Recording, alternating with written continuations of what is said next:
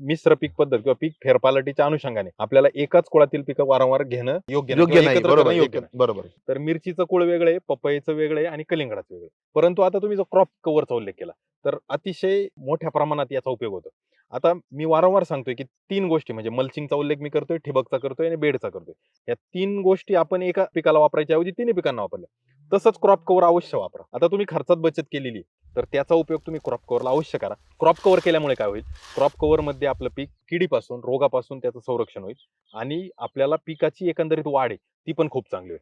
आणि त्यातल्या त्यात जर तुम्ही ह्या पिकांची लागवड फेब्रुवारीपासून पुढे करताय तर तो तुम्हाला अतिशय जास्त फायदा या क्रॉप कव्हरच्या माध्यमातून होईल. मग क्रॉप कव्हर साधारणपणे कलिंगड पिकाला फुलं धारणा होईपर्यंत आपण ठेवू शकतो. म्हणजे साधारणपणे लागवडीपासून तर 1 महिना. एकदा का फुलधारणा झाली की आपल्याला क्रॉप कव्हर काढावं लागेल. मग कलिंगडाच्या फुलधारणेच्या वेळेला आपण तो निर्णय घ्यायचा, क्रॉप कव्हर काढायचा, जेणेकरून सेटिंग तिथून पुढे होईल. खर्चात झालेली बचत त्याचा आपल्याला एक वेगळा विनियोग जर करायचा आहे तर क्रॉप कव्हर ही त्यासाठी चांगली पद्धती राहील असं मला वाटतं.